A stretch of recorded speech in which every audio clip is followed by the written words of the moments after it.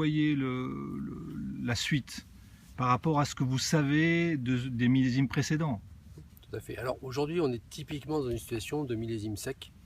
Et on voit que c'est les terroirs qui ont des réserves en eau les plus importantes qui font des baies plus grosses.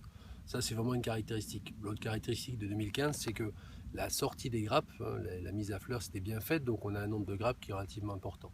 Donc ça, c'est les deux paramètres aujourd'hui. Un autre paramètre est qu'on est en avance. On a 10 jours, 12 jours d'avance sur un millésime normal. Donc on va avoir un millésime précoce, des vendanges relativement tôt. Et aujourd'hui, on est bien parti, on a tous les éléments qui sont favorables pour avoir une belle maturité, pour faire un joli millésime.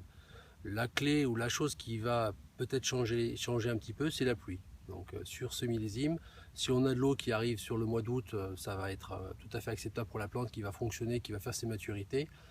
Il ne faudrait pas que ça arrive trop tard non plus parce que certaines plantes ont soif et puis de la pluie sur les vendanges n'est jamais favorable. Donc contrairement à ce qu'on pourrait penser, vous réclamez de l'eau quasiment tout de suite. Moi j'aimerais de l'eau maintenant. Effectivement, on est au tout début véraison. Cette eau permettrait de faire une véraison rapide, de faire débloquer la plante et de l'envoyer vers la phase de maturation. Parce que là on est encore sur un stade végétatif. On n'est pas encore, la plante ne s'occupe pas vraiment de sa grappe encore.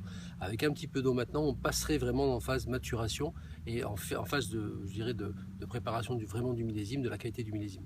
Ce que vous craignez, c'est qu'en fait l'excès de chaleur bloque la vigne, et blocage de la vigne égale tanin qui n'évolue pas dans la maturité, égale finalement tanin un peu ferme, même si les degrés d'alcool sont confortables. C'est ce qui peut arriver et c'est ce qui risque d'arriver sur des vignes avec des enracinements un petit peu légers, c'est-à-dire des vignes plutôt jeunes, sur les sols secs dans le mois à venir s'il ne pleut pas effectivement.